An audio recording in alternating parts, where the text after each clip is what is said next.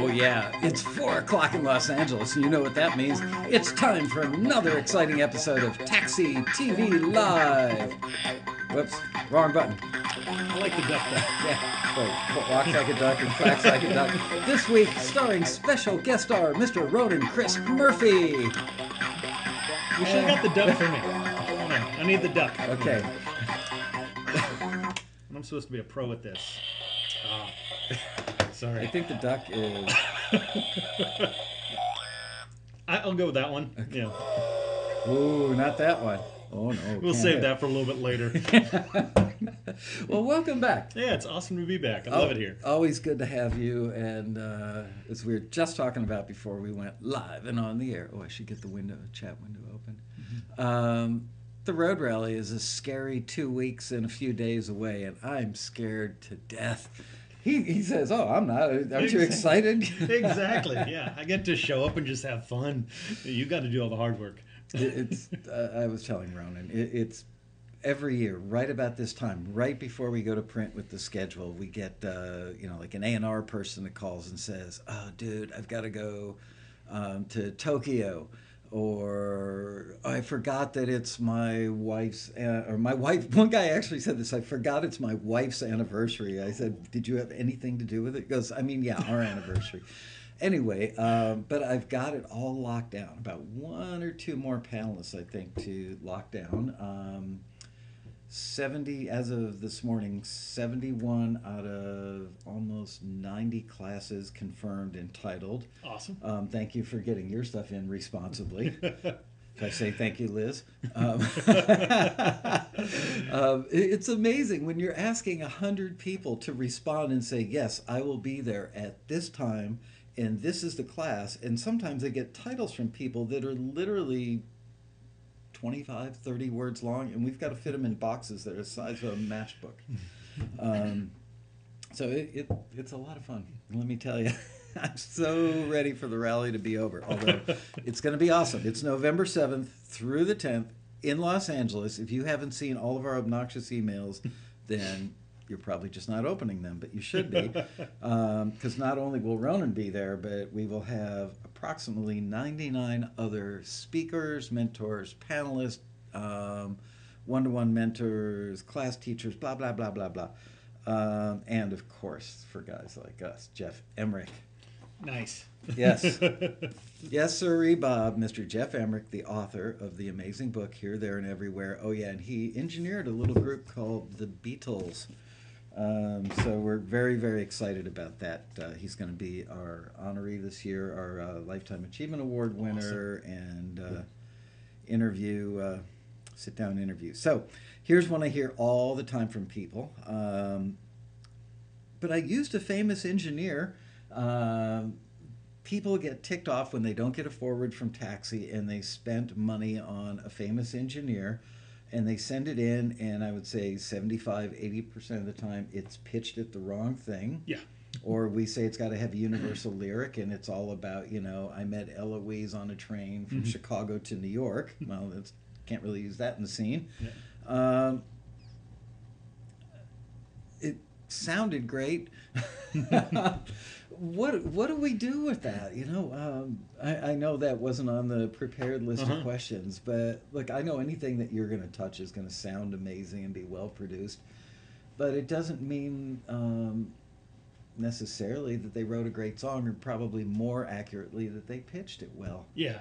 Well, I mean, if a song isn't good, it doesn't matter, how much lipstick you put on the pig, so to speak. But it's, it can sort of make it fun to listen to, but it's not going to have any legs or really connect with people, except for, us audio geeks or something. Right. But love the snare sound. Exactly. Yeah. It's one of those things. If somebody goes like, "Oh my God, that record you did, I love the snare sound." It's like, well, I blew that one. Well, the song wasn't that good. Yeah, and it's the kind of thing I want people to go, oh my God, that's my favorite new band. I can't believe I never heard them. I can't stop listening to that tune. It's like, okay, mission accomplished. Yeah. But, especially in the days where, there's the option of replacing things with samples and things where it's actually pretty easy to get a snare to go. Yeah. But it's it's no Is that easier. how they go? Pretty much, yeah. Just It's like pretty much exactly your one. But the gigantic snare sound, doesn't make it any easier to go, man, that song really connected with me. yeah. Man, it brought me back to that time when I was 18, or man, that got me through a rough breakup, or whatever. We get music for. The giant snare doesn't do much, Yeah. to make that job any easier. Unless it's Take It to the Limit. Yeah. One of the few songs where the snare is actually really integral. Yeah, and I mean, there certainly are Yeah. times too. Yeah, Yeah. I mean, it's the tom sound, and whatever, Something in the Air Tonight with Phil Collins. Oh. It's Yes. there certainly are times, but especially again, while we've got so many sort of cheater tools today, that part's a little bit easier. But again, connecting with people on an emotional level isn't any easier. Do the cheater tools, and I love that phrase, I'm going to steal it and use it often. You'll probably hear me use it on stage at the Road Rally. Do the cheater tools slow you down or speed you up? In some ways, they speed me up, if they're appropriate, because a lot of times there's a way to sort of get if there's an end goal, like, oh, I want stuff to really sound like this. The cheater tools sort of get you there, because in a lot of ways, with some modern sounds, the target is the cheated way. Right. With drum samples. I mean, I'm pretty good at doing drums. I mean, I'm kind of known internationally for it. So there's a little bit of an You mean ego. real drums? Yeah. Yeah. And so there's a bit of an ego, like, oh, I can do real drums and blah, blah, blah. I don't need this. Yeah. But a lot of times the reality is, I use the analogy, it's sort of like if I was like, some fitness guru, which obviously I'm not, but, if I was some personal trainer and they said, oh man, I want to look like Pamela Anderson. I'm like, there's no exercise regimen or diet I can recommend to get there, because God don't make that. Right. There's kind of a way of like, oh yeah, waist like this, other parts like this, Right. disproportionately, they don't move like humans do. And I'm not saying that's good or bad, but if that's the target, again, traditional good diet and exercise doesn't do it. Yeah. And so a lot of it, especially some of the more modern sounds, the very fake sound is part of the sound. Totally now. I You mean, know. pop radio, I've commented on the show several times, and it's true. Somebody said to me, the reason everything sounds the same is it's the same 3 or 4 production crews that are doing everything. Yeah, It's or Max e- Martin and Company, or Yeah. whoever, Or the same sample sets. Yeah, right. It's Yeah. the same, 3 or 4 guys using the same samples, just cranking the stuff out all the time. Yeah. You turn on the radio, and it does all sound very similar. Well, and the thing is, the young kid in his bedroom with a laptop has that same sample set too. hmm And so, I mean, and now it's kind of in a way like you listen to these records and it's just so obviously fake. And again, I don't say that as a good or bad thing. Yeah, but, sometimes it's absolutely right for the song. in the earlier days of like sample replacement and stuff, it was something where you kind of tried to bail you out of a tough situation, but let's still try to make it sound natural, because people don't realize Nirvana's Nevermind, drum samples, Pearl Jam's Yeah. 10 album, snare samples, so it was happening way back. All triggered off of real drums. The performances, yeah, Yeah. but yeah, Right. So they had the artificial feel, but they Absolutely. didn't have the actual sound. Yeah. Yeah, and frankly, to get a band to play that loud, that live in Mhm. a room, Yeah. you'd have a really hard time getting a snare sound that didn't have a lot of guitar amp in it. Yeah, the disappointment for me as a music lover, though, is, again, it's kind of so homogenized, because really, the sound of records, which again, as an audio guy, I'm in love with sound of records, just like the melodies and all that, is they had their own unique sense of place and space and character. Because and maybe that was because the engineer blew it. The engineer blew it, so you barely hear the snare drum in the mix or Yeah. something. And all of a sudden, like, well, that changes the way you experience that lead vocal or that guitar. Yeah. And it starts good to have, way. yeah, Yeah. or and so the record you fall in love with had that totally buried snare and the acoustic guitar way too loud, and it just became part of that beautiful thing you love.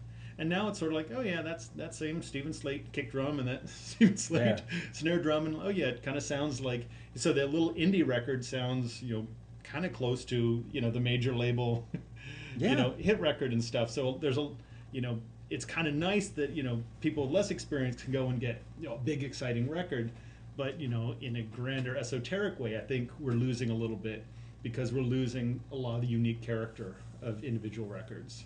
Someday, Someday, when I retire from this place and go back to making the occasional record just because I want to, I want to do like a Motown type session. Mm-hmm. You know, like somewhere between 1 and 5 mics on the whole thing. Yeah. Uh-huh. And I mean, that stuff still sounds amazing. It does, But it's yeah. because of the players, it's because of the room with the linoleum floor. Yeah. Somehow it all worked. Yeah. And frankly, I think you'd have a hard time trying to mimic that now. Maybe that's the reason we're starting to get a lot of listings from supervisors and libraries looking for authentic vintage stuff that was recorded back in the 50s. We just had a couple of gentlemen, probably in their 60s or 70s, got a check for 28 grand. Nice. For their old stuff from the 50s laying around doing nothing all these Nice. years. And you know, most of the time, the stuff like that gets picked up are demos, or we almost got a record deal, and we still own the masters, and we wrote the songs. And how cool is that? We just had a 90-year-old gentleman, I want to say, get a check for 10 grand or more. Nice. Maybe 7,500, whatever it was. You know, it's just amazing. But the stuff done on a 4-track in 1974 by some kid in his garage has a quality. Yeah. And boy, anyway, we're going off into geek land. We can do that. It's so easy to do. So the first question I actually have on the list is, so many people want to sound more contemporary. A typical thing that I hear from people is, I'm in my 40s, my music sounds like it's stuck in the 80s and 90s, but I want it to sound like what the music industry is asking for today, parenthetically, even though I hate it.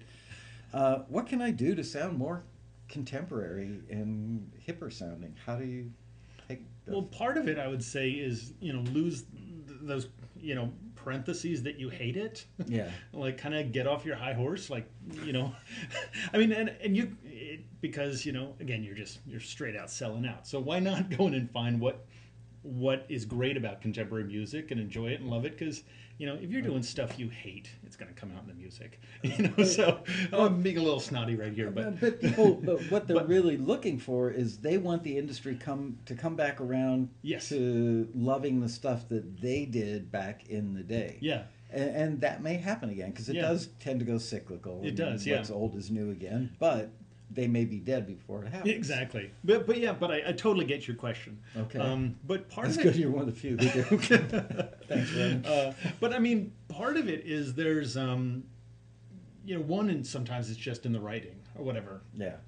And and part of this too is I see people like who did Taxi or whatever. They're like, oh man, it didn't work out. Is that kind of a blah blah blah? And like, man, they never forwarded anything. And then you hear this music, and it's sort of like, it's just these long extended blues jams. Right. I'm just thinking, okay, you submitted that looking for artists similar to Katy Perry, Right. and you're wondering why Taxi didn't forward that to you. I've got to say, I think I mentioned it last time you were on the show. Gearsluts.com, which I hate to even say the name, not that I hold anything against the guy who owns it, but there are a lot of people on there that trash Taxi, and you don't know who they are, you don't know what their music is.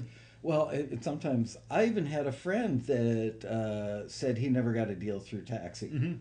Oh, really? Yeah.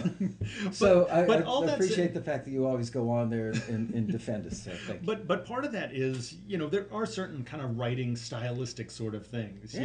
If you write something that's got like a late 70s power pop feel, it's going to have a late 70s power pop feel. If you write something deep and bluesy, it's going to have that deep and bluesy feel. So, I mean, one is just kind of crafting the writing to be more in line with the target, whatever that is, whether that's, extreme metal or Katy Perry or something like that. But a lot of it, too, is, in the production side of things.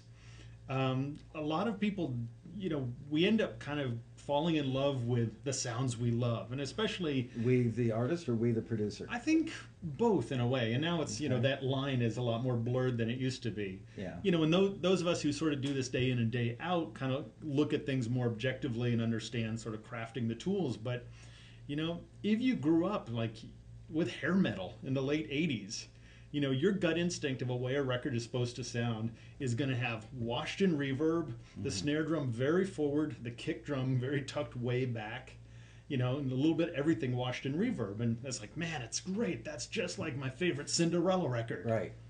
Awesome. Yeah. Hear a lot of those on the radio today. But exactly. But you put that against something more modern, and it's going to be like, wow, that's vintage again. And Yeah. there's nothing wrong with that. But And if the you're right application if you're and trying context. like yeah. even like in a hard rock sort of thing, if you're looking for something that feels a little bit more contemporary, again, hair metal, snare drum forward, kick drum subdued and way back. More modern rock, kick drum forward, snare drums subdued and way back. Vocals sometimes completely dry and completely bare of reverb. Maybe no reverb on the entire record. And the vocal could be an inch from the mic. Yeah, Yeah, vocal very intimate.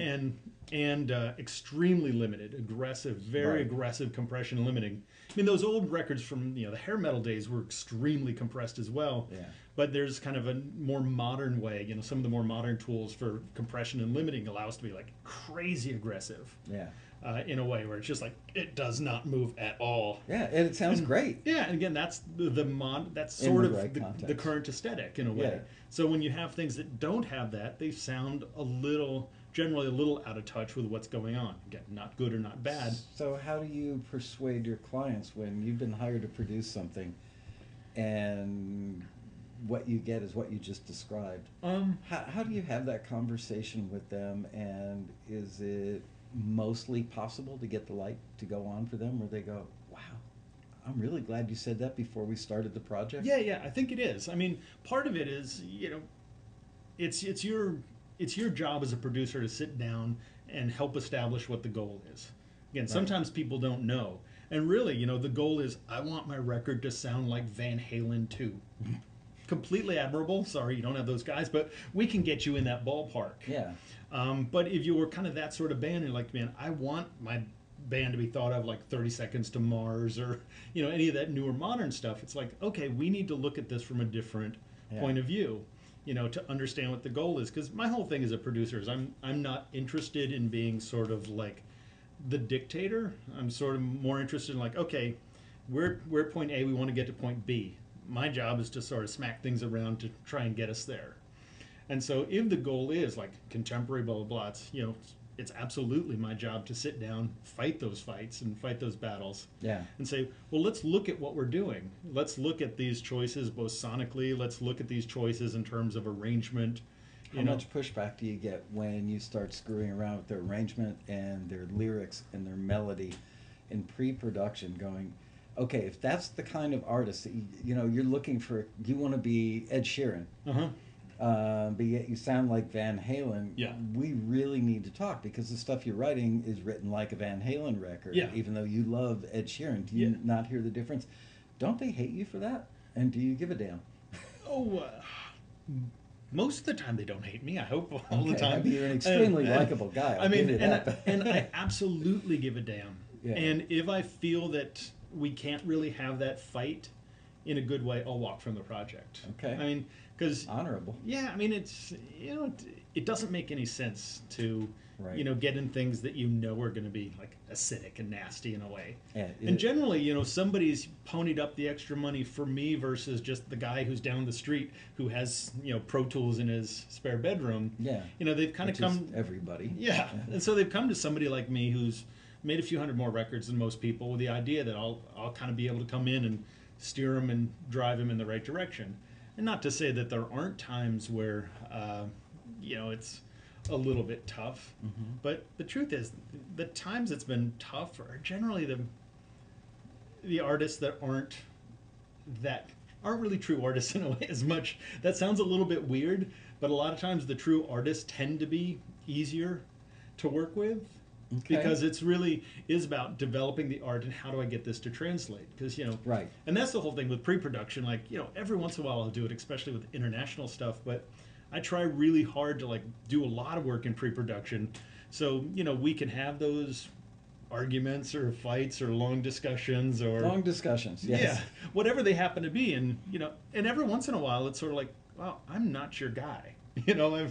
You sort of realize yeah, I'm not your guy. I like you. I like your music, but I'm not your guy. Sometimes the ultimate solution to that long discussion is, let's just try it both ways, and we'll all decide together, or it's your money. You decide which one you want. Yeah, exactly. All right. So, what about other things that make something sound contemporary? Has instrumentation changed? Has Have chord progressions changed, melodies, all that stuff? Talk about that. Yeah, I mean, I was thinking about the lot because you mentioned that last week, Mm-hmm. or something were thrown around, and it's hard because things kind of change so much, and there's a really weird retro sort of thing going on right now where we're borrowing things so extensively. From the 80s, which I've noticed a lot in indie pop and indie rock Yeah, stuff. absolutely. Tons of 80s stuff. Sometimes it almost sounds like it's more Yeah. 80s than 80s retro. Yes, exactly. Yeah. So there's a lot of that, but um, so there's not like this target of like, okay, here's the official manual of 2000, October 2013. This is the instruments and stuff you use. There isn't. Might make our job a little easier if it Damn. was. But part of it too is, I'm not dodging the question, but talking about how to approach it is one of the mistakes people make when they're shooting for a target of being contemporary, things like that, is not really taking the time to really look at music we love objectively. The stuff that is contemporary. Yeah, and we've got so much internalized of what we love and also about what we think we love, which is sometimes completely off from what we really want. The example I always use is like people always say, "Oh, dude, I would love to have that John Bonham drum sound." And the reality is, if I gave a rock band a John Bonham drum sound, they would be pissed off at me and they'll tell their friends I suck at what I do. Right. Because they have a fantasy about what his performances feel like and those arrangements It'd and be the things only like thing that. you notice on their record might be the drum sound. Exactly. But a lot of people don't take the time to kind of objectively look at what's going on with their contemporaries or what their goal is. And really to do this, getting into production, and having the skill set to do production is being able to pull stuff apart and look at it and go, oh, wow. Yeah, there really is no low end in those guitars. Mm-hmm. Wow, I always had this idea that I wanted giant fat guitars, but we're doing contemporary Nashville, which is all about the shimmer and chime. Mm-hmm. And looking at, oh wow, even just like, man, I wanted a busier drum part, but wow, listen to this new Faith Hill. Yeah. And really looking at that from both an arrangement point of view, it's like, oh man, maybe my 46 bar intro, doesn't really serve contemporary markets. Maybe 4 would work a lot better. And even just things, how much compression is on stuff? How much reverb is on, those guitars? And it's kind of amazing. One of the things I do in my recording boot camps is we sort of spend some time like pulling apart stuff and going, here, check this out.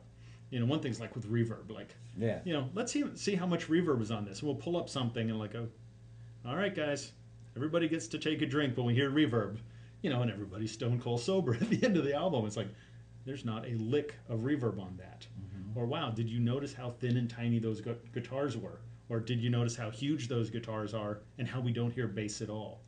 So these things kind of move and evolve and change, but that's one of the huge mistakes that, the home recordist makes, or, the lesser experienced producer, is when they're shooting for a target, they don't sit down and look at it objectively.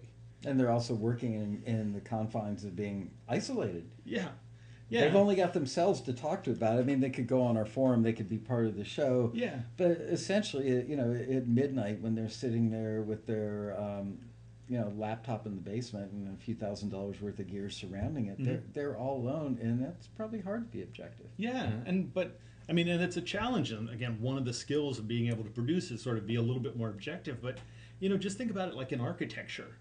Man, I'd really like to design a house in the Palladian style. Mm-hmm. And you just don't sort of go, oh, what did that feel like when I was walking around Italy?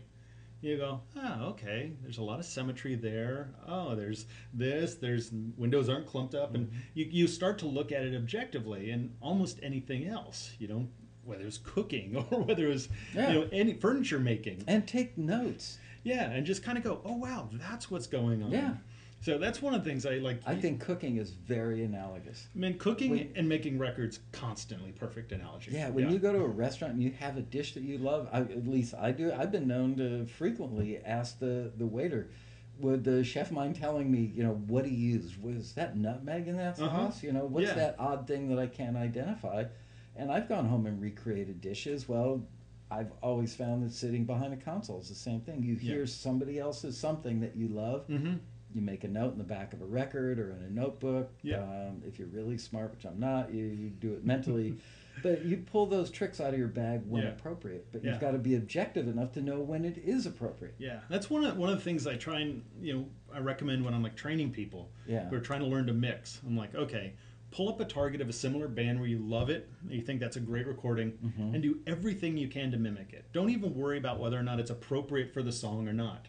Yeah. Try and find something same tempo, similar genre, whatever. But try and figure out how bright did they make those guitars or not. Yeah. How loud is that snare? And really start looking at it and comparing this to this to this. Getting them as close, because then you really start to notice what's going on. They'll go a layer deeper and they'll notice, oh, I can't make the guitars sound that chimey because they're in a different octave. Yeah, yeah. All of a sudden it's not just about turning an equalizer or Yeah. adding reverb. It's like, oh, they're playing half notes. I'm playing eighth notes. Yeah. Theirs is, capoed way up the neck, and mine's not capoed at all. Absolutely, And yeah. all those things add up to, okay, you can't Yeah. recreate it, Yeah. but you need to be aware. Yeah, and because the thing is, the great productions make us feel something different than what's going on. Make us feel like we're in this incredible space, or edgy or harsh or something. And a lot of times you look at it and they've done things to make it feel, that actually the way they're accomplishing that is a completely different goal. To me, like the band Radiohead is a great example. You always think, oh my God, Radiohead has all this stuff going on all over the place. Like, no, Radiohead has really sparse arrangements. They're just constantly changing the landscape. So that funky, keyboard sound is there, and then it goes away when that groovy guitar part comes in, or that distorted drum loop comes in, or that vocal sort of drops away. And so all of a sudden you think, oh my God, I'm in this giant soup of amazing wild sounds. It's like, no, you're getting like a trio and a quartet most of the time. It's a great analogy. Did you ever take shop class when you were in like junior high or high school? No, but I know exactly what all my friends did. I had a shop teacher, can't remember his name, but he had the outline, a pegboard wall with the outline of every tool, and he said, a place for every tool and every tool in its place. Yeah. And he insisted that before we were allowed to leave the classroom, that every tool filled that spot. Well, it's the difference between having the tools all laid out on this table we're sitting at, or having them, it's just when you organize them better, it's more attractive. And of course, Radiohead had the big hit, "Everything in Its Right Place." So Yeah. there you go. There you go. Good observation. Exactly. Pop song structures. I'm noticing. I tend to watch film and TV stuff more, and TV commercials a lot, just because we deal with a lot more of that than record stuff Yes. lately. Pop song structures in those contexts, in film and TV and in commercials, very different. The verse, chorus, bridge, chorus, and out stuff, which is still fairly predominant on pop radio. Yeah. Not so much in film and TV. What are you finding as far as making records? Are you seeing song structure changes walk in your door by writers? I think in the record world, which is more my world, Right. I haven't seen it change disproportionately. I think the only thing that I would see that it changes a little bit is, and I don't mean to say this in a condescending way, is you have more people coming in as artists who aren't really developed in a traditional way. There is a lot more just sort of winging it. Okay. Whereas, a lot of other people might have come up, whether it was, jamming on covers in their basement, or music school or something like that, had a little bit more of a concept of song form and key and things like that. So there's a little bit less of that with just people coming in. Sometimes artists come in who just couldn't find middle C on a piano, and it doesn't make them invalid as artists, but they're probably going to approach things from a slightly different angle, especially if you're dealing with hip hop and a lot of more electronica kind of things. Yeah. But it's still pretty amazing how it's amazing how long that sort of standardized form has lasted. You just like listen to these extreme metal bands. It's like, yep, exactly the same song structure as contemporary Nashville. And granted though, some exceptions to the rule, but it's amazing how that just seems to keep working over and over again, and the audience never seems to get bored of it. Well, I think we're conditioned to love it, and for good reason. Your brother Ralph Murphy, who teaches every year, not really brothers, I'm joking, but Ralph actually does a statistical analysis every year of how many songs, or this song form, how many hits were of this song form. Yep. And there are some shifts over time, Mm-hmm. but nothing dramatic. I don't know if I've ever mentioned this, maybe you know this already, but do you know that the modern song chorus is derived from refrains which were derived or utilized in the Middle Ages when minstrels would go from castle to castle, court to court.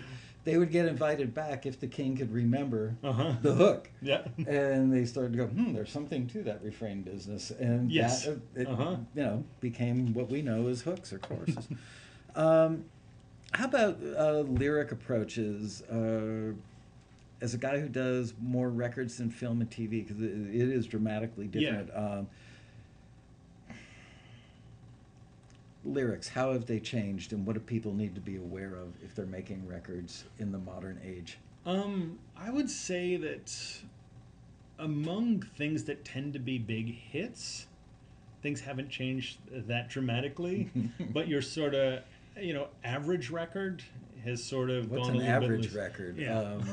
Actually, I have no idea what the answer to that question is. I mean, typical.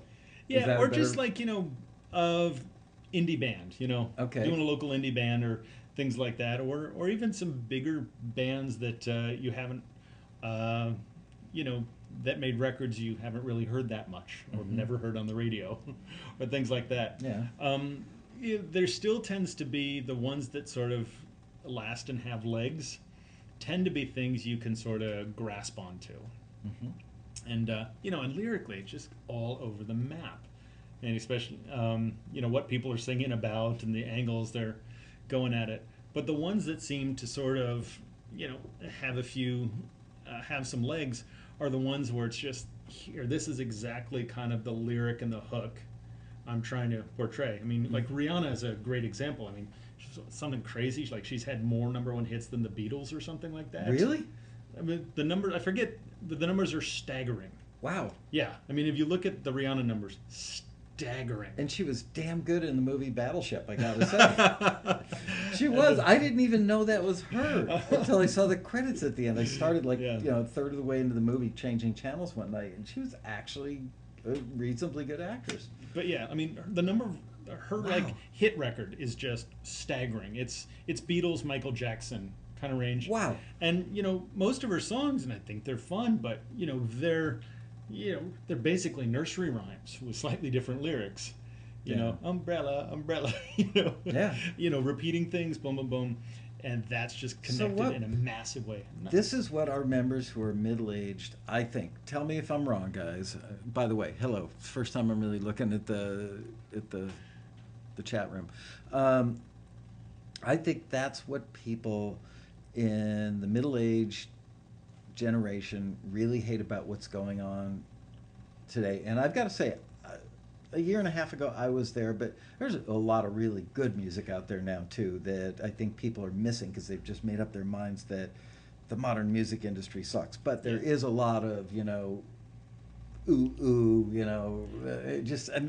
silly trite stuff like love me do. Yeah, like that stuff. I love you. That will never ever be a hit in our lifetime. Exactly. I feel like making I feel like making love. Really, it comes down to the combination of lyric, melody, and rhythm, all adding up, and you don't necessarily see. In Nashville, they will tell you everything has to be perfect. Yes. A Nashville lyric will be written, rewritten, and rewritten. And I understand and respect the craft a lot in Nashville. I spend a lot of time there, have a lot of good friends, and those guys are amazing at what they do. However, back here in LA or in New York, so much of what becomes a hit is you can have 2 out of the 3. You can have a really cool beat, a really cool melody, in a lyric that's 4 words. I'm trying to think of one now, and of course I can't. But something really stupidly simple. Who let the dogs out? Yeah. Doesn't get any stupider or simpler than that. Well, I mean, the great example for that is like the Black Eyed Peas. Again, most downloaded song in the history of the human race. And these choruses that are just like sledgehammered into your head. It's Yeah. like anybody, I got a feeling. It's like, all right, give you $20 if you can sing the verse. Yep. And that song will be licensed from. We Will Be Dust, and that song will still Yes. be getting licensed for wedding videos, for commercials, you Yeah, name it. I mean that's like the whole like Black Eyed Peas like formula, like this undeniable chorus hook that just bludgeons you, and then you have some stuff you gotta sit through, and then this amazing chorus hook that bludgeons you again, and There's nothing wrong with oh, that. absolutely not. If you're in the business to make money with your music and make money doing what you love. But- or in the business of getting people on the dance floor having fun. Yeah. It's not some sellout to enjoy making people dance. I think that people get insulted when something that comes from their soul, from deep inside of them, that is very personal to them, and other people don't get it. They're hurt and they're insulted, Mm-hmm. and then they hear this other stuff with trite verses, and the sledgehammer chorus, and they just are fed up with the music industry. So maybe, But the thing is, that's just really the swamp they've walked into. One of the greatest examples. I mean, like Nick Drake, who's just still like one of his records I put on shivers just thinking about it. yeah, He was a complete failure in his lifetime. Yeah. And apparently that's what led to him like, overdosing on antidepressants. He performed like a couple shows and was so just distraught that people weren't like completely enraptured in the minutia of what he did that he never performed again. And yeah, complete and utter failure in his lifetime, and of course now legendary. yeah. But it's a really just different way of experiencing things. And so, they're different things. I mean, you want to go out for a big ice cream cone or you want fancy French food. Mm-hmm. They're both awesome, but they kind of have their different places and different audiences and things like that. No, you're right. So- And here we are, back to food again. Yeah, sorry. I think I'm looking at some more of my questions. Vocal. Oh, we talked about vocals to get a more modern sound. Yeah, Mhm. we talked about no reverb, tons of compression. Yes. Let's talk about gear. You guys up for a little gear chat? Are you guys? Are you even watching the show? You I wrote guys the are. one that repeats "got milk." All right, that has a question mark at the end, so I guess that's a question. I like Fergie Dreams. You guys crack me up. Anyway, yeah. How about some gear questions, you guys? Are you paying attention? Sometimes I I don't see know. Rihanna out there, so Yeah. gear. Yeah, there we go. Milk. Let's see. Yes, gear. Still here. All right. Oh, one thing I want to hit. We talked about last week. We'll jump Yeah. into gear. Okay. And I want to say this because it's helpful. We were talking about programming drums and stuff. Yes. I think that's worth mentioning because not everybody has the ability to It's- have drummers come in, and especially if you're banging stuff out for taxi listings and things My like that. daughter Hannah is an incredibly good singer-songwriter, and I'm not just saying that because I'm her dad. She came in our bedroom last night, played something, and Deb and I were like, "I can't believe you can write this stuff." The kid knows everything she needs to know about computers to chat with her friends. Tell her to program anything with drums. Mhm. Can't do it. There's the one giant mistake, like you see all over the place. Which is People have this idea that drum parts need to be more complicated than they are. okay. So, they have these drums where it's, a nice like John Mayer type pop song. Yeah. And it'll have this kick drum pattern of dum, ga-da-da-da, dum, ga-da-da-da, this weird sort of like 5/3 thing, or like, what the heck is going on Well, here? it's also like asking a guitar player or a drummer to play a guitar part if they don't know what a drummer Yeah. would do. And the reality is like, not saying this is what you have to do, but most of the hits that you're probably emulating probably either have boom, ga, boom, ga, or boom, ga, boom, ga. That's like most of it. And so you see these people, again, I'm a guy who's known pretty well for doing tons of crazy prog rock records and stuff too, so I have no ethical problem with crazy drum parts when it serves the music. Yeah. But people create these like drum patterns that a drummer couldn't play, and if a drummer did play, he'd get kicked out of the band. And so you have these things where you these really complicated drum parts that are not what a drummer would play, Yeah. but also have these like crazy syncopations and stuff that don't match the underlying groove and feeling of the tune, like of the guitar part, of the bass part. But they've been also taught by other people that I've probably had on the show or at the road rally that say, don't use a loop right out of the box. You know, Mhm. you should always bastardize it somehow. Yeah. How do you know? Well, first of all, just learning the technical thing. Yeah. Okay, so you've got Easy Drummer and you've got GarageBand on your Mac. Mhm. Let's actually look at that for a minute. Mhm. How do you, and you've got a guitar vocal demo that you laid down that's done to a click in GarageBand Mhm. on your Mac laptop, and now you've got Easy Drummer that you just bought for $99 and Mhm. it sounds pretty darn good. And you find a pattern that you like. How do you get that pattern onto a track, and how do you get it to line up with what you've already laid down because you cut your guitar vocal first? One is you probably scale back from the pattern you like. Again, well, that's, a lot of times people will go through and hunt for a pattern they like, which is not the same thing as hunting for a pattern that suits the song they're trying to create. They Really? tend to be very different things. You would think they would just test it and go, that works, or it doesn't. No, you'd be amazed. Really? I it's- would be amazed. And that's Tell one of me the more. and that's one of like the heartbreaking things. And hint, one of the things I'll be talking about at Road Rally, Yes. in my 5 secrets to broadcast quality recordings. Go to his class. But you have these like these kind of trip hop things, or things that have these big swing, and I'm like, man, that's so cool and groovy.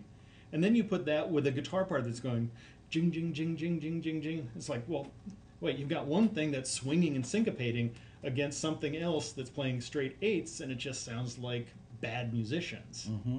And so, if you're going to build something from like a trip hop kind of beat, which was really like hot for a while, well, there's massive amounts of syncopation in there. And so, where the successful versions of those tended to be trip hop beat, vocal, ambient pads. It's like, oh yeah, that totally works. But if you've got these things where the drummer's playing accents and syncopations and swing that are completely disconnected from the bass part, the guitar part, even the vocal melody, it just sounds like a bad high school band, that hasn't really learned to play together yet. Right. So one of the things is like, How do you learn that? How do you... part of it, I mean, that's one of the challenges. Again, now people's musical getting into it is like, oh, I've got a laptop, I'm going to start making music. Yeah. And back in the band, there's the bass player going, what the hell are you doing with your kick drum, buddy? Yeah. Here's our groove, doo-doo, ba-ba, doo-doo, ba-ba. Yeah, that goes back to the isolationism I was talking about. Absolutely. before. Yeah. But that's one of the things people don't really think about, how things lock up and line together. And that's one of the huge differences of things that sound like your buddy's demo tape and a finished master, is getting the elements to lock in together, to everybody in the same groove, in the same grid. And it's amazing where, like, I could mix 2 records, recorded by the same engineer in the same studio. One's got the guitar and bass locked into the same groove as the drummer, and the one has the drummer doing some crazy swing thing against the, something that's like a Killer's 8th note driving thing. Yeah. I can mix everything the same, and one will sound like this amazing master I want the world to hear, and the other will be like, yeah, people don't really need to hear that mix I did. Just because that is such a huge part of getting people to play together and lock together, whether it's real humans or you're building, something from scratch electronically. Don't you have an alter ego? When you said that, that's a mix I don't want anybody here. I still, to this day, if there's something I don't want my name on, I've got a guy who used to be my assistant engineer in the 70s. I still use his name. I wouldn't do a disco record and put my name on. But I would. Wow. Yeah, I would.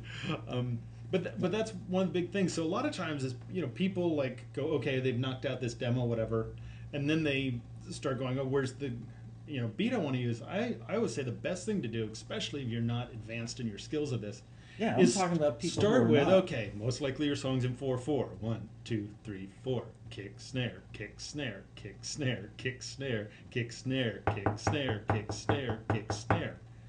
There, you've just done most rock and roll. Right. Or kick, snare, kick, kick, snare, kick, snare, kick, kick, snare. Again, go listen to your favorite records, unless your record collection's all like black metal or prog rock. Right. And those 2 grooves that I just did there are going to account for probably most of your favorite tunes.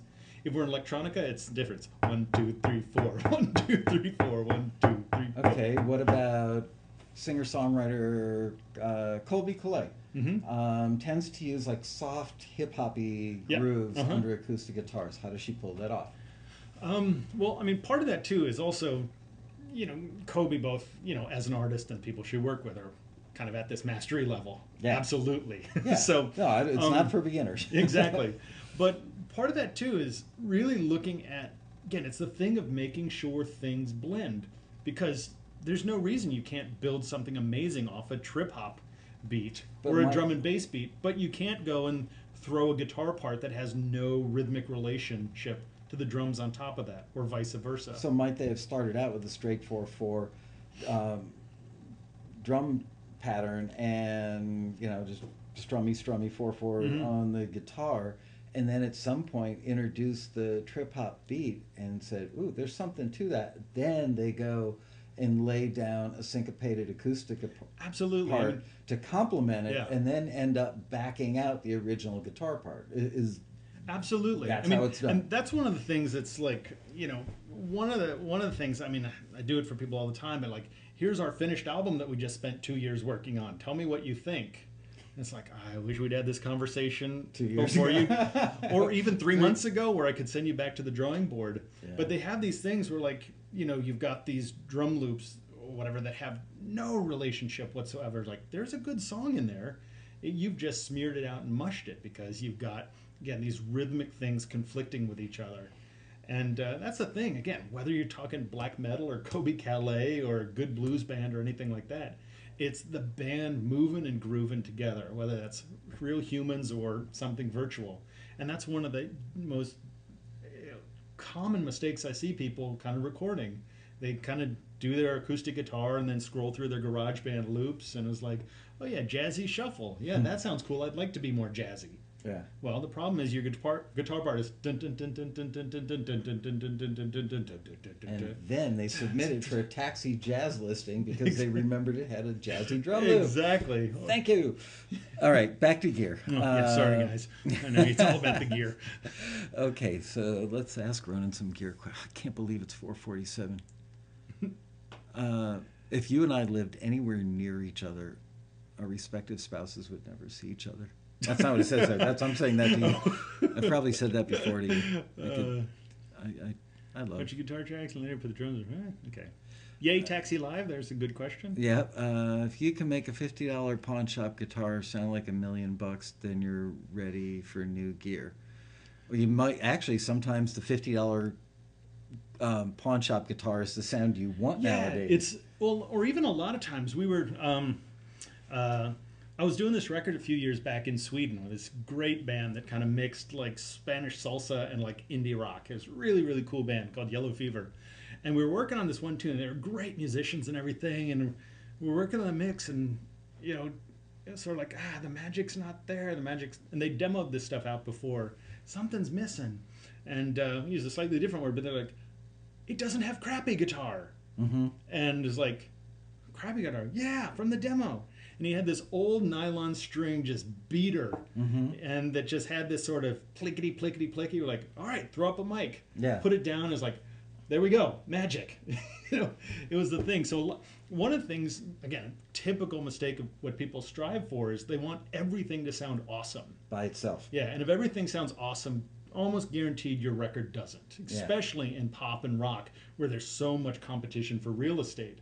So a lot of times that sort of crummy guitar or, tinny piano or things like that, like that's a great example. Like listen to a lot of, Coldplay and Sarah Bareilles or things like this, piano driven, where the tracks sound huge, and really listen to the piano. Yeah. Going, really? Yeah. It's clink, clink, clink, clink, clink, clink, clink, like bright all and edgy. And it's like Elton John, a lot of his big stuff is like, that's a terrible sounding piano. Yeah, and solo would make you puke. And you never noticed when you were cranking that up every time it came on your car. Because it was part of the whole. whole. So a lot of times, that like nasty, crummy thing in there blended in with the more lush things makes things sound better. And that's a really common modern production technique too, which we didn't address on, is intentionally crunching stuff up, and making it sound, a little more lo-fi. So it's very, very typical modern production and mixing technique is to take certain elements and make them feel like crunchy and lo-fi blended in with that lush, chimey guitar, you might actually have a vocal that's a little more distorted, or a piano that's a little raunchy. Yeah. And that's actually the sound. I mean, we talked before, like, how does something become like, Flock of Seagulls or become like Imagine Dragons? It's like, Yeah. well, Imagine Dragons is pretty darn crunchy, Yeah. and Flock of Seagulls, not so much. There was a much more cleaner aesthetic at that era of the 80s. Yeah, it was more about the reverb and broad, sweeping melodies, not crunchy at all. Yeah, even listen like a Justin Bieber, baby, baby, those drums are like. Yep. Yeah. All right. Need suggestions for recording mic for DAW? A really good mic, which will be a great mic for tape machines. The first mic everybody should own is the Shure SM57. Yep. Yeah. End of story. It'll work great on vocals, acoustic guitars, electric guitars, snare drums. Absolutely. Lots of other great mics too, but that's the first one you should get. Yep. I'm trying to think of what my desert island mics would be. Probably be, if I had to pick 10 mics, and this is all I could ever use to make records, I would definitely have a couple of 57s, a couple of 421s, an 87, a 414, and that's enough. Yeah, right which is kind of like the usual stock you'd have at most studios, like through the 80s and the 90s and stuff like that. And I mean, there are a lot of great sounding mics out there now, but most of them are trying to emulate. I don't think anybody has beat. I will say, and you guys know, Shirelli's a friend, and I'm not plugging it because I don't. I'm plugging it because it's true. I was one of the blind taste testers among many sets of ears that sat down and listened to the Gauge ECM 87 versus a 414, a 47, and an 87. Total blind. I didn't even know what I was being tested for. Just what sounds better, this or that. And you'd check a box. And I think 94% of the engineers picked the Gauge ECM 87, but they're Chinese mics. They're Chinese mics are known for sounding inconsistent. In their case, they would ear check every mic. Yeah, it's cool. Pretty amazing what you can buy for $150 these days. So my favorite vocal preamp, I tend to use Quad 8 style mic preamps. They're not around very much, but a company called A Designs kind of builds things off of that. So it's really been the A Designs Pacifica for many, many years, but they've got a new one called the Ventura that's a little bit cleaner than that, and that's starting to shift over to be my main vocal mic. So I really like them because they seem to be this really good balance of kind of clean and hi-fi, but also sort of big and warm. They're kind of, to me, the sort and what's it called again? Well, A Designs is the company. All right, and how much does this cost? Well, the Pacifica is 2 channels, is a little under $2,000, so not chump change, by any stretch, but didn't ask for what's a good cheap mic, right? And so and also again, I've got original Quad 8s too. I've got some of Neil Young's old Quad 8s from his console and stuff, but yeah, that sort of style works really well for me, and I use it most of the time. What are your favorite monitors? I mostly mix on NS10s, which is not a unique thing. And actually, I mean, my studio is really mostly a combination of NS10s and a couple giant behemoths from a company called FAR out of Belgium. So 1,000 watts per side in the subs. So basically, because I do a lot of mastering as well. So I tend to do most of my mixing on the small NS10s, and then we'll check them up on the big ones, and do most of my mastering on the big ones, which are full 3-way ribbon tweeters, the whole works, and and kind of double check that over on the NS10s. And I got a small set of computer monitors that I check stuff on. Does anybody use Oratones at all anymore? Well, they don't make them anymore. Okay. But there's now $1,000 a pair because probably. But there's a company called Avant Electronics that makes the Avant Tone, which is similar. They're a little nicer sounding than those. But my computer speakers are my equivalent of the old Oratones, which if you don't know, those are just about this big, little blocky things. 4-inch by 4-inch cube with a 3.5-inch. Basically, what it's going to sound like on TV or a boombox kind of thing. Yeah, frankly, I never used them back in the day. I had them and I would check things on them, but never really loved them. Apogee Duet is affordable and great sounding. That's not a question, but it's a statement I actually have to agree with. It's if you're trying to put together a studio, the most powerful Mac you can get, and an Apogee Duet, and you're up and making records. Yeah. I've got, what's the single version of the Apogee Duet? The one. The one, yeah. Yeah, we've got a one at home, and you can absolutely use that thing on just about anything. Yeah, I haven't used that, but we got the Duet in the B room. I mean, we've got a Yeah. full Pro Tools HD rig in our A room at the studio, but in the B room we've got an Apogee Duet, and it's kind of amazing how much work. Uh, and KRK to me is a hit and miss brand. Some of their stuff is great, and others I'm not a huge fan of.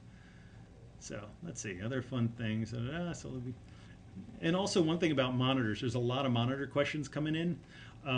Monitors are such a weird personal thing, kind of just surprisingly how personal it can be. Because there's monitors like $10,000-$20,000 monitors that I've used and I wouldn't use them again if they were free.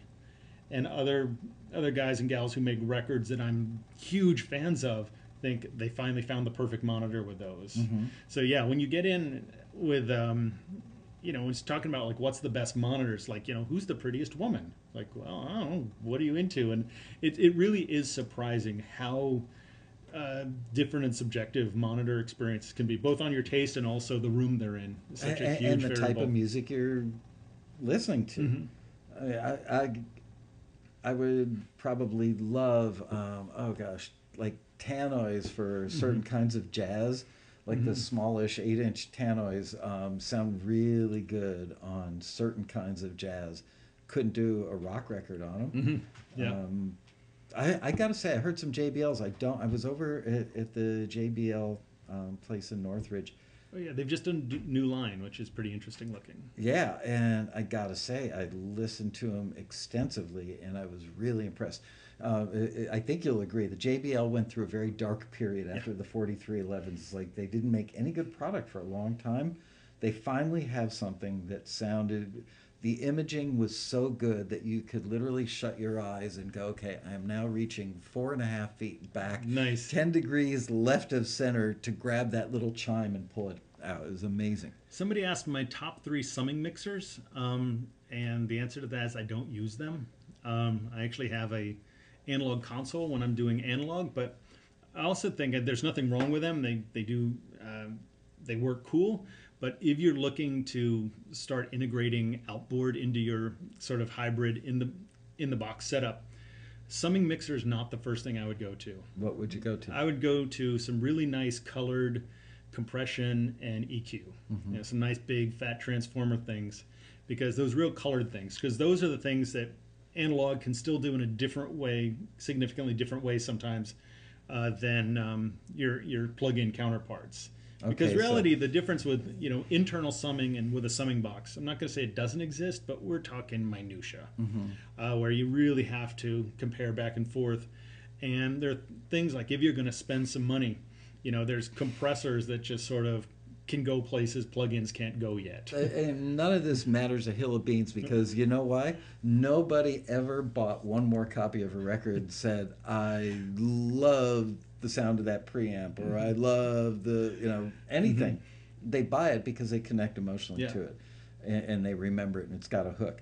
So all this stuff is just for geeks like us, to sit there and go, wow, that sounds awesome, or whatever makes your workflow easier. Yeah, and the one thing is things like compression and stuff like that.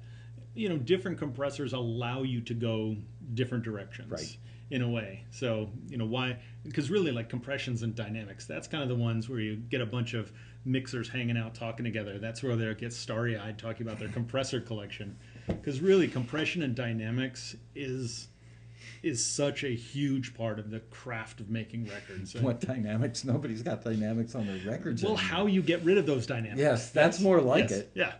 It's funny. On one of the shows, or a couple of the shows over the years now, can't believe it's probably been like close to 3 years we've been doing these. Anyway, I played a couple of tracks from a Melanie record. I got a brand new pair of roller skates, Melanie. She was so awesome. Many, many years ago, live in a studio with an audience, and we didn't do overdubs. And I had a very limited amount of gear. I think I had 24, 28 in on Sorry, the console. I'm a little starstruck. I didn't know you worked with Melanie. Yeah. And I'm starstruck now. Thousands of hours worth of Melanie. Yeah. The album Ballroom Streets. And then one that never came out. With the Bee Gees rhythm section with Melanie singing. Anyway, on Ballroom Streets, we did it live. They wanted to capture her live sound, so we did it live in the studio with a different audience of 30 people every night. And we did the whole thing like a set, 10 or like 20 songs.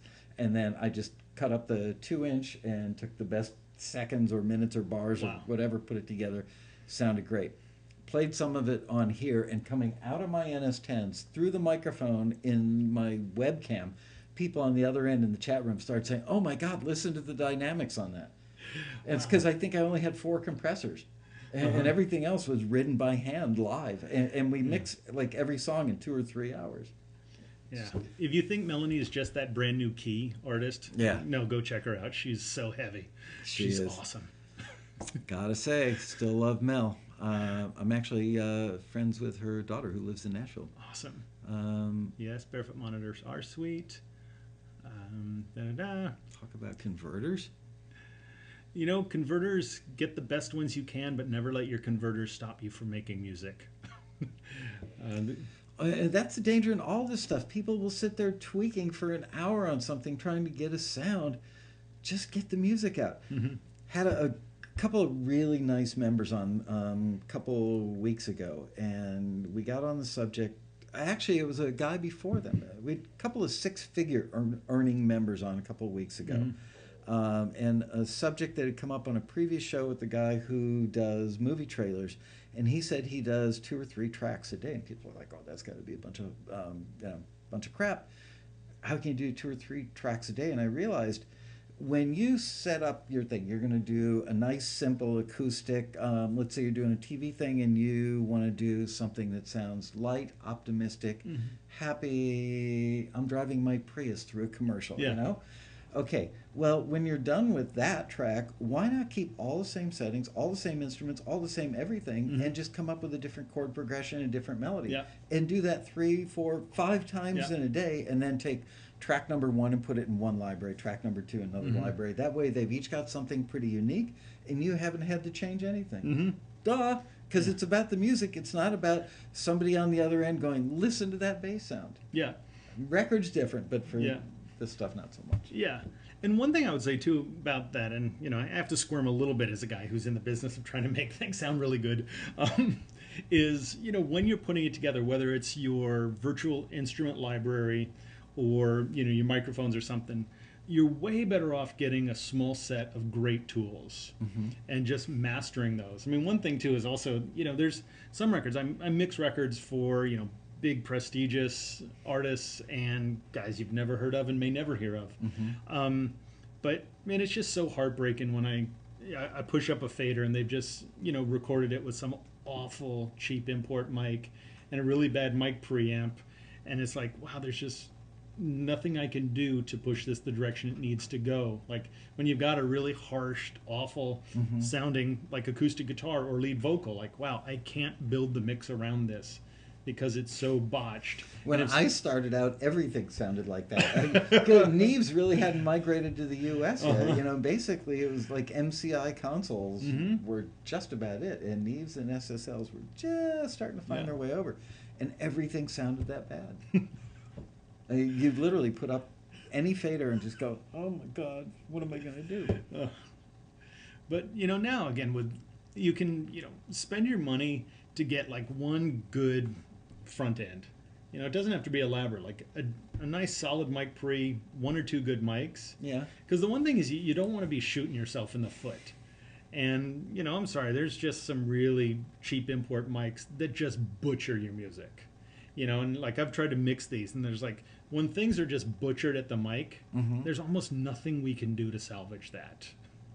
And it's one of those things like, oh, if you just saved up like another $40 or something and didn't just like But go there's- dig out of the bottom of the barrel. Yeah, there's so many good mics out there that aren't expensive, but I don't Uh-huh. think most people know the difference. Mm-hmm. I don't think. Look, you can't blame people for not knowing the difference because they haven't hung out and had a million of these conversations. They haven't walked into another guy's control room and heard that guy run through 3 or 4 different mics on the same vocalist Yeah. and go, "Oh, now Yeah. I get it." It takes. This is not something you learn in 5 minutes or an hour.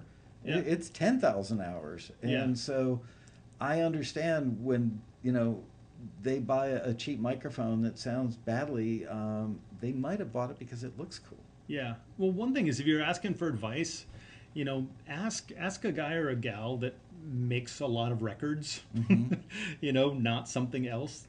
You know, not to rule out the advice of anybody else, but if you find a guy or a gal that makes records every day, or makes film trailers or whatever your thing is, Yeah. and goes, what's a good mic for this, or what's a good string library, and they go this one, and even say my budget's kind of that one, Right.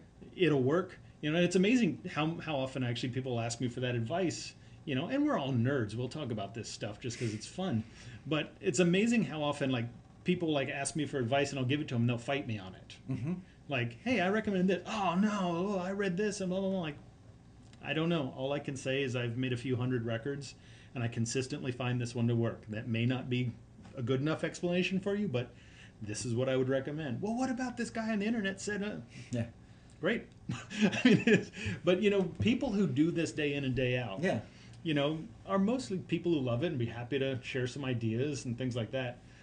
So really kind of find it. If you're doing electronica and dance music, find somebody who does a lot of this and go, where do you get your bass samples, man? What do you do? Oh, yeah, this virtual synth. And Are those guys going to spend their time hanging out on Gear Sluts or wherever online, or are they going to be busy making more music?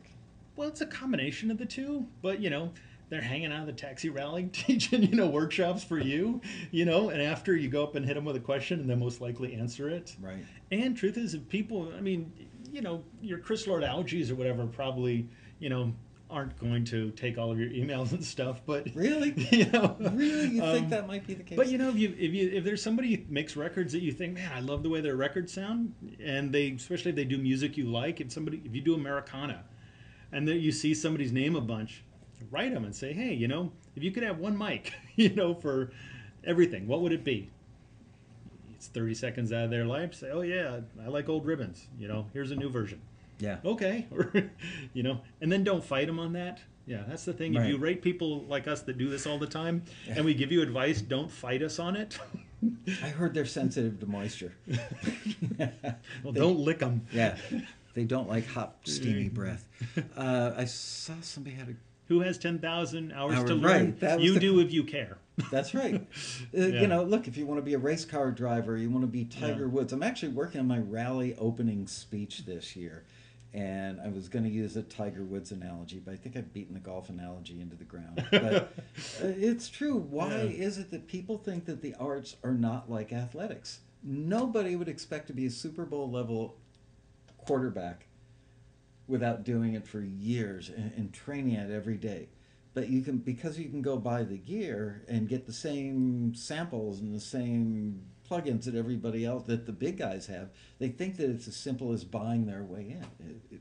It's not. Oh yeah, there was one. There was something for mastering. Do you prefer CD setting or radio settings? There's no such thing. If those are presets, don't use them. If you're using presets, you should not be doing your own mastering at all.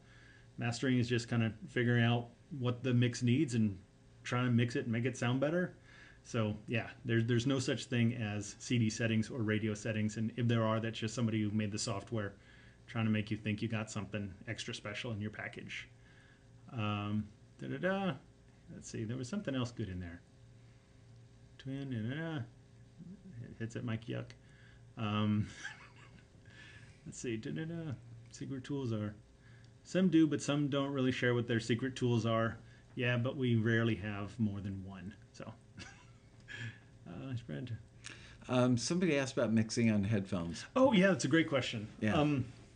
Because you might have to if you live in an Yeah. apartment. If that's all you've got, again, never let what gear you have stop you from waking up in the morning making music. Mixing on headphones as your primary thing isn't ideal because even the best of headphones are completely whacked. I mean, all speakers are completely whacked, but headphones in particular. So you really want to, again, if you're mixing on headphones, really try and create opportunities that you can go listen to these mixes you've done, in your car, over at your friend's house, or Yeah, because eventually you'll learn your computer. headphones. Yeah. You won't have the, the slap coming off of walls and the sound of the room, but at least you'll learn how those headphones relate to the bigger world. Yeah. The closest I've found that kind of makes sense in terms of what I hear in speakers are, I sound like a Shure rep today. I'm sorry. They don't pay me any money or anything, but the Shure 840s, they're, if I was a Shure rep, I would recommend their more expensive ones.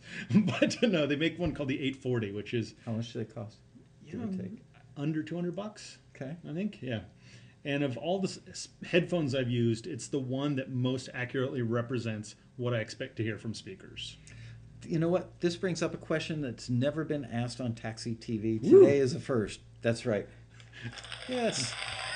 How important is the headphone mix to getting a good performance out of a group of live players?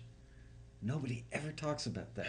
It depends on the performer. I mean, one is you should care about it. Yeah, absolutely. I'm talking rhythm track, bass, Yeah. drums, guitar. Yeah. And the reason I kind of throw out that example is like one of the best like artists in the studio I ever worked with was a guy named Jamie Walters. Who was on 90210 Beverly Hills, and Okay. he was actually the last artist to ever have a #1 record on Capitol, I think, but Wow. a couple of huge hits. But we were doing a record for him, and he's like, "Hey, I'm in the mood to sing," and I'm like, "Oh, great, let me get a nice headphone mix." Like, yeah, whatever the drummer had up is good, and just got up and just nailed like one of the most perfect in studio vocal takes I ever heard. So there's that, and then there's like the opposite, the people who are just going to be divas for the sake of being divas, and they're probably the same way when they order at restaurants. Yes. But but it's important to understand that, especially when you're to understand how headphone mix or even monitor mix, if you're doing guitar bass overdubs, is really trying to get people enough of what they need to lock into. Right. If you're cutting bass overdubs, make sure there's enough kick drum so they can really like feel what's happening. If you're doing vocals, make sure there's enough bass in the mix, because it's a lot easier for vocalists to sort of get their intonation right from bass instruments than higher frequency instruments. Mm-hmm. One thing, a lot of times I'll do whatever it takes to get the right headphone mix. A lot of people get kind of super elaborate and things like, oh, it needs to sound like, gorgeous, reverb filled. If that's what it takes, that's great. But also sometimes a lot of those effects and everything that make it sound so exciting actually make it a little more difficult for the musician to actually connect with the things they need to connect with in a mix. Right. So all of a sudden the guitar, where maybe they're getting their phrasing or the intonation from, is now sort of washed out in this lovely reverb. It depends where they're at in the room too, because Yeah. if you've got the guitar player sitting next to his amp so he can reach over and tweak it, his mix is not going to be the same. Yeah. So that's why I asked the question, because I do remember working on records with a full band playing live in the room, and it took me years to figure out I should be putting on headphones. Yes. In the control room, I would just listen to my monitor mix, and if somebody said, "Give me more bass," Yeah. I'd give them more bass. And then I think it was an assistant of mine that said, "Wow, check this out," and he handed me the phones, and it was completely different from what I was doing. And from that day forward, whenever I set up the headphone mix, I always put on the same headphones they were wearing, and I started getting much better performances much faster. Yeah, actually in my studio, I actually tore out the wall between the control room and the live room. I actually just like people hanging out together. Yeah. And I've got a system called the Hearback system, where everyone's kind of got different satellite systems and things like that. So we'll actually be in there, with headphones, kind of hearing what's going on. And, with the Hearback system, people can make their own adjustments. Yeah. But especially if I hear somebody having, a lot of trouble, I'll actually go over and plug into theirs and see what's going on. Because, a lot of times, like, you realize, like, man, the bass player, his time is just, like, out to lunch. And then you go over and realize, well, he's got no kick drum. So when they're laying down a track and you're all in the same room, do you wear headphones while they're laying down the track? Yeah, absolutely. So how do you get your sounds when they're in the room? You've got a guitar live in the room with an amp. Are you dialing it in wearing headphones? No. Because obviously if you're working on monitors, then you've got a level issue. Yeah. Well, one thing is, a lot of it is, it's a little bit easier to be able to tweak with nice double pane glass and all of that.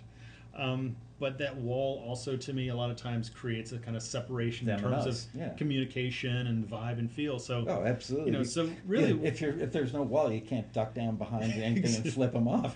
Exactly. But I mean, a lot of it is, hey, play for 8 bars. Yeah. Play for 8 bars. Listen back in the speakers. And the cool thing about engineering, with all of this stuff, is most of it's predictable. And little plug, in my recording boot camps. I mean, that's really plug away. Recordingbootcamp.com. Yeah, you're the one that drove out here to do the show. Recordingbootcamp.com. No, but if you like him on the show, you will love him at the Road Rally. You will love him in his boot camp. But the thing is, so much of this is predictable. Like if you put a microphone in front of a guitar amp and Yeah. you listen to it, it's too bright and edgy, or it's too fat and dull. Well, there's an X and a Y axis, and what's going to happen with that mic across the X and the Y axis is predictable. For a guy with 10,000 hours. Yeah. Or a guy who's been through boot camp. No, but even that, I mean, really, Yeah. the 10,000 hours gets to be that thing of where you've seen, oh, this kind of guitar sound. Oh, that's how that's going to work when we put it in with the keyboards. and Any the of drum us loops. who've spent years sitting behind a console Yeah. know that we can basically dial in the whole session within 85% accuracy before anybody walks in the room. Yeah. If it's a room that you're familiar with you know, your own room especially, Yeah. using your own gear and everything, you know which compressor you're going to use on the Yeah. guitar. You know which mic you're going to use. Yeah. You know where the preamp is going to be, and you're going to be very close to right Yeah. most of the time. But that's only because you've done it hundreds, if not thousands. But of the times. cool thing about this, to make the engineering, you know, the art of the engineering, Yeah. you know, is, you know, again, that's a lifetime or a week if you're, you know, blessed or something like that. But the whole engineering side of thing is it's all predictable. And, you know, it seems like a lot of this black magic and voodoo and things like that. But the reality is, if you've got a compressor on drum overheads and you change the attack time from a slow attack time to a faster attack time, what's going to happen in the snare drum is predictable. I mean, there'll be slight variations depending on how it was recorded and what piece of gear, which plug-in. But that's a predictable thing. Change. If you've experienced it Yeah. enough times and, Yeah. and remember it though. Yeah. That's the thing, is it's not predictable to somebody who's learning. Right. And the greater part of our audience are people who are learning. Maybe Yeah. maybe not in the show today, because I think the nerd showed up. Yeah. Hi, nerds. Thanks for showing up. But I really do think that for a lot of people, stuff that you know, you and I or our fellow nerds take for granted is not stuff that can be taken for granted with the rookies. They don't know what the difference between a slow and a fast attack time is going to do Yeah. on an overhead. They don't know Yeah. because they haven't screwed it up 100 times. Yeah. Uh-huh. They fail fast. Yeah. But the good thing is, again, it's predictable. I'm not saying it's like easy to wrap your head around. But again, what fast attack times do to transient information, again, is predictable on a guitar. And again, Yeah, I mastering. don't care about anybody's sexuality. I don't know how you work that into the show, okay? But you know, it's a whole sort of thing. Like, you know, you can go to a weekend workshop and learn most of the guitar chords you will ever need to know Yeah. to have a career as a rock or pop guitar player. But you're not going to walk out writing songs like the Eagles or Bob Dylan or anything like that. That's kind of the art of it. So we got a question on dynamic or condensers for main vocal mic. Well, if you come to the road rally and come to my vocal recording masterclass, you'll get an in-depth discussion. But the answer to that is whichever one works best for the singer. I'd say probably it's about 50-50 in my own work, using condensers versus dynamic mics on lead vocals. And if they go with dynamics and you're using a 57 or a 58, they may, you know what, you'll get a better performance if they can hold it in their hand. Yeah, Light absolutely. some candles, turn the lights down, Yep. give them a beer, Yeah. let them do whatever they need to do to get into it and go out there and be a rock star and hold that mic. Yeah. And you know what? I would rather get that sound with a 57 because you get that performance Yeah. than have a $5,000 Sony thing with water-cooled engine on it. Yeah, absolutely. I mean, you may have to do maybe a little extra cleanup, but so what? I would rather spend a bunch of time doing some cleanup on a great vocal than, you know, a mediocre vocal. But one thing people don't realize too is sometimes sonically that Shure SM57 or equivalent dynamic, RE20 or something, can smoke the $5,000 Sony. You know, on certain singers, it's like, that's the right match. And I swear to it, there are $200 mics that blow $5,000 mics out of the water on certain singers. All right, I've got a microphone that I hate, and I want to see if it's just me. And I know that Fleetwood Mac used them like crazy, if I'm not mistaken. The RE10? No. Stevie Nicks, RE10 lead vocal? On Sennheiser 441. Oh, yeah. Remember those? They're yes, about the this long. black and silver. Yeah.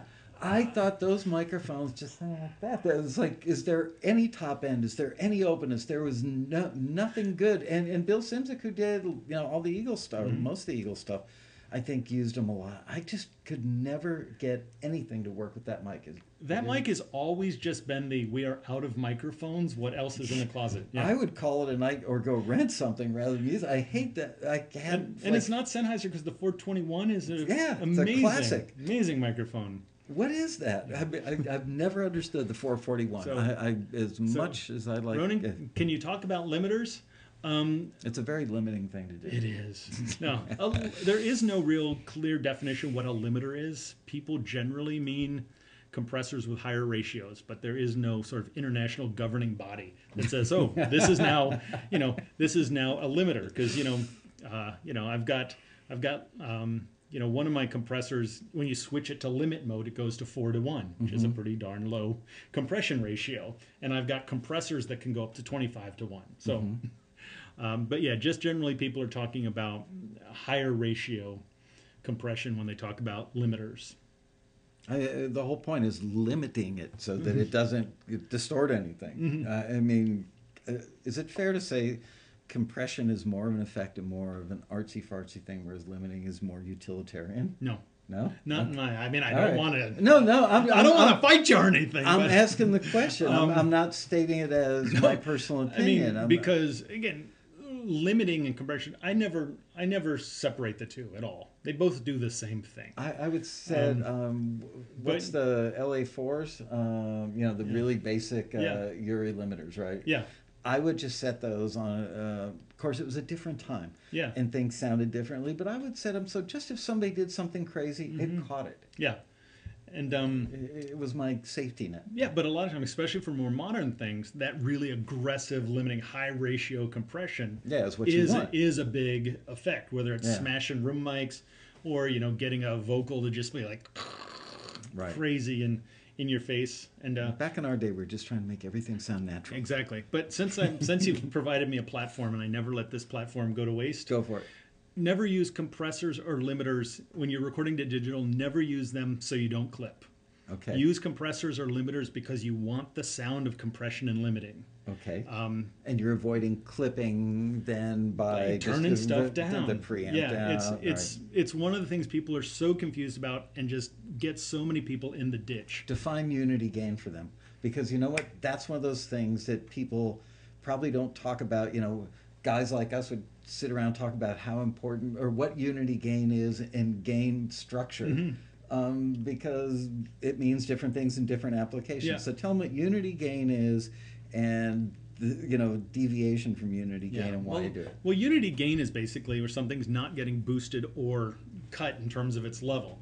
So you might run through some EQ process or other thing, and unity gain is going to spit something in and out, without changing it. And what goes in comes out. Yeah. And so when we talk about gain structure and gain staging, that's kind of running each thing sort of in its sweet spot. Good traditional gain staging is about setting your levels so each thing is running in its sweet spot. Tell them, for newbies, what's a sweet spot? And unless you're mastering, your sweet spot is nowhere even close to that red light on the top of the meters. In digital, we have so much more dynamic range than we could ever use. Nobody uses it anyway, so exactly. It doesn't really matter. Yeah. So when I'm recording, I look for my peak levels to be about -10 dB full scale. Okay. Maybe even a little lower. Like if you're looking at a meter and you don't see the numbers, about 2/3 the way up. Okay. And that's not average. That is the absolute loudest thing I want to happen. About 2/3 the way up. So that's a tambourine from a foot away from a mic. That's absolutely. As high as it's going to be. Yeah. I mean, I screw up sometimes. Okay. And also because I'm kind of conservative about that, if I get some unexpected thing, guitar player stomps on a wah pedal, or somebody hits that really loud crash that we hadn't predicted for, we've still got the leverage. But I've seen so many records just ruined by really hot levels. And I've never seen one that I've ever worked on ruined by low levels. Because when you're recording with your peaks at like -10, -15, again, you're recording with more dynamic range and resolution than anything you will ever record. And so, a lot of people will put in compressors or limiters, all this to keep from, clipping. Well, don't do that. Just turn stuff down. Yeah. And if you have mic preamp where you've turned it all the way down and your levels are still hot, look at Pad the mic. yeah, pad the mic or passive attenuators Yeah. or something after the fact. But you should. The only reason to ever use compressors or limiting in a recording situation is because in the digital age, is because you want the sound of limiting and compression. Again, when you and I started, we had issues of tape hiss. I don't know how old you are, but I think I started a few years You before did, you. you did. But Yeah, we we still did we were hiss. dealing with tape hiss. So, Absolutely. So a lot and of that's that, something you never wanted. so reducing that dynamic range allowed us to run the tape a little hotter levels to tape and keep that noise floor low. But the noise floor on a digital system is so insanely low that anybody who tells you should compress or limit something to prevent clipping, just don't take their advice anymore. Yeah. Maybe take their advice about cooking or golf, but not about this recording stuff. Back in my day, and things were very different. Back in my day, I remember one of the very first rules of recording I was ever taught, thank you, Carl Richardson, was when in doubt, lower the gain at the mic. Always, when in doubt, pad. Mm-hmm. Yeah. Because it's probably crapping out the microphone because your source is too loud. And Yeah. even if it's not crapping out the microphone is crapping out your preamp. Yeah. So yeah, if you start with your input fader at 0 and your mic pre at 0, that's unity gain. And then if it's way too loud at unity gain and you've got 10 dB pad on the mic, Yeah. use that mother. Yeah, and that's the whole thing with recording. It's almost always better. The earlier in the chain or the stage that you can get something right, Yeah. well, the better. Yeah. Almost always, whether we're talking about techie side or the creative artistic side. Yep. The more you can get it kind of closer to what you want earlier in the stage, it makes everything else down the line better. Absolutely. Okay, we already talked about the minus 10. My wife 15. turns me down all the time. I'm not sure what that's referring. What's your output signal chain? I don't really have any idea how to answer that. I'm not sure what it's referring to. There was one down there. Did somebody say, what's your settings for a great sounding vocal?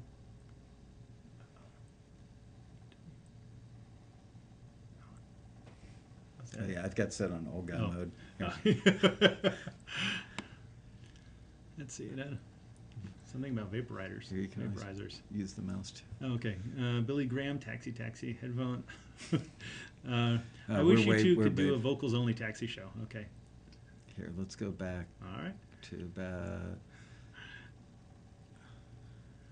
Okay.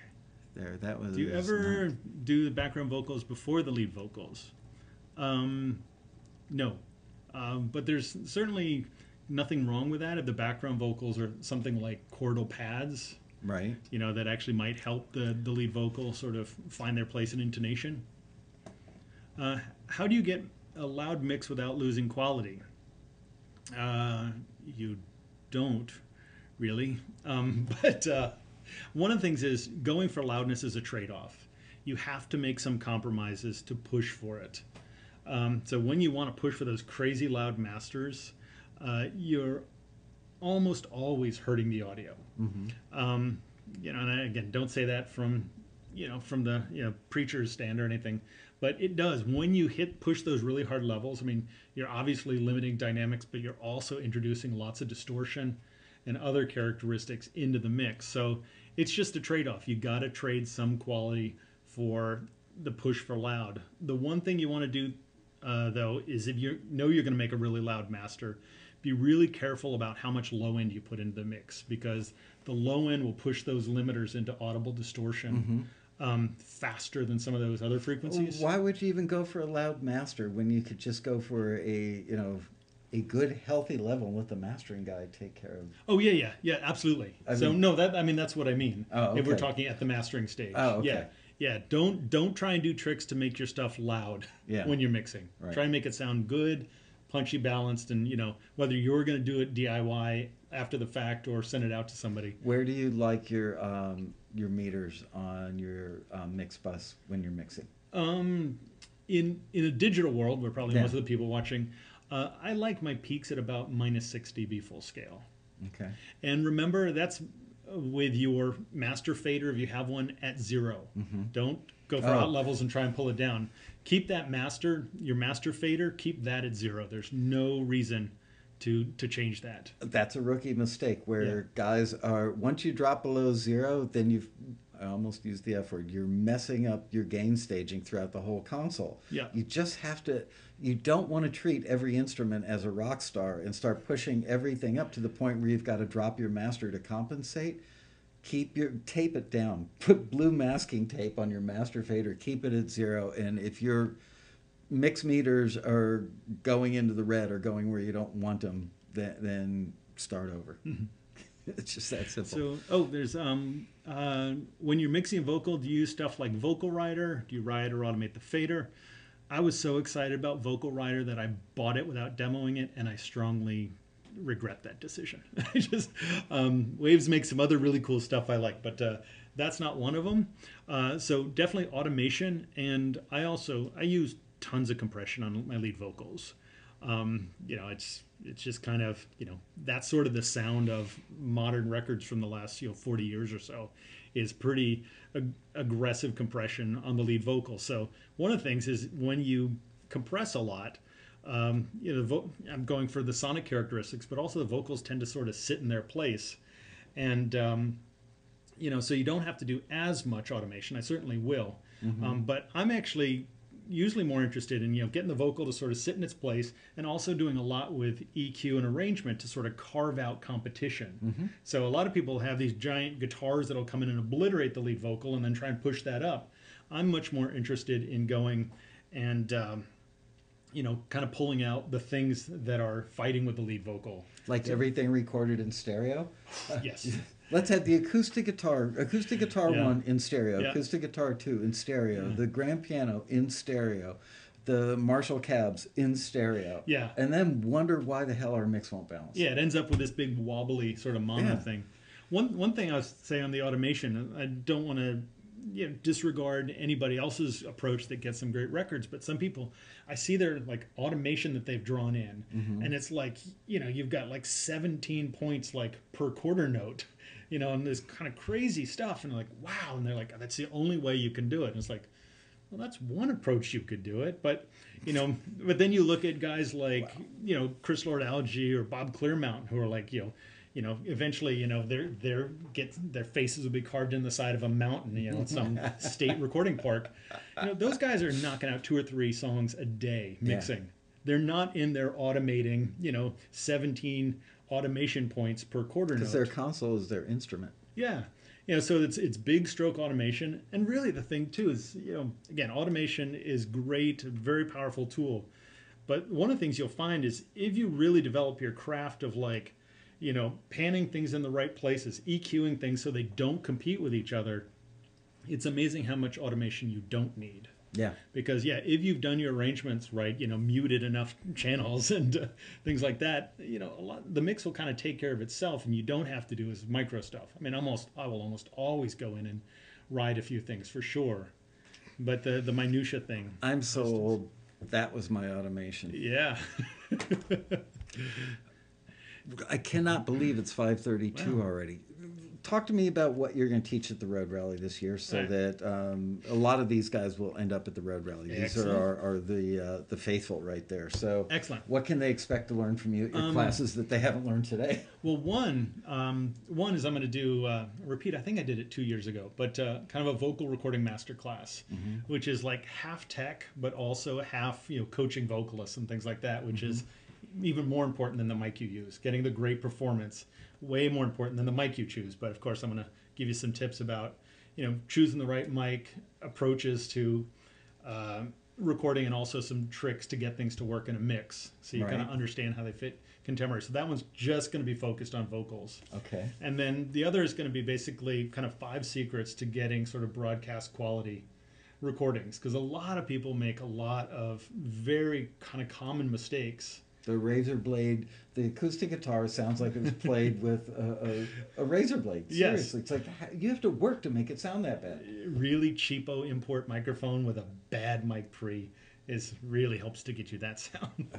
Man, but there's a lot of mistakes that you see kind of over and over again with people's stuff, and it's like that kind of give it that demo tape sound.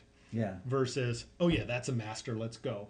Right. So I'm going to really focus on a few of those things, but kind of some arrangement things and some technical things that sort of keep people from making those How big many classes are you teaching? 2.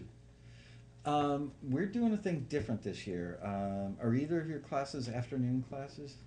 You don't know off the top of your head. It's okay. Anyway, the reason I can't remember if I added you to this list or not, and frankly, it's probably not here. I think it's somewhere between my daughter and Angel are probably working on this stuff. But we're doing a thing, at night before we've had the drive-by things, like drive-by mentoring. Yeah. They're not going to be called drive-bys this year because they're going to be more specifically targeted, where we're going to do a thing called the production bar, the song bar, and the career bar. So I might have already put you in, just not told you yet. All right, well, whatever you need me for, I'm there. All right. So. I thought, man, it would be awesome to have you at the production bar. That way everybody who lines up for a one-on-one that night knows that they're getting you to talk about microphones and mixing, versus walking up and getting somebody who's a song expert, which, if it's just generic one-on-ones, you don't know what you're getting. Yeah. So we're breaking it up and using the Apple Genius bar, and I'm sure that competitive conventions will copy the production bar, the song bar, and the career bar very quickly. You'll see. Once again, it'll be another taxi trend-setting thing. Awesome. So I think you'd be really, really good at it. Yeah, I'm doing classes, I think, Friday and Saturday. I think one might be morning, one might be afternoon. Okay, but well, I'll check. Look it up, kids. Yeah, I'll check. We haven't posted the class schedule, but I will tell you that tomorrow, because I now have 71 out of probably 87 or 90 of the different classes turned into us with the titles. Tomorrow we should have a web page up that will have all the ballroom things listed, or the vast majority of the classes listed, plus many other features at the Road Rally. There's going to be enough stuff there for you to know, am I going or am I not going? I'm amazed that every taxi member doesn't go to the Road Rally. Would you? Yeah, me too. Tell them, this ain't me talking, this is him talking. I tell people to sign up for taxi, Yeah. even if they never plan on using it. Just for the rally. Because and you can bring a buddy still, can't you? Yeah. Yeah, you get 2 tickets for free. Yeah, so you get 2 tickets. So you just kind of look at the cost of signing up for a year of taxi, Yeah. going the Road Rally for 2 people.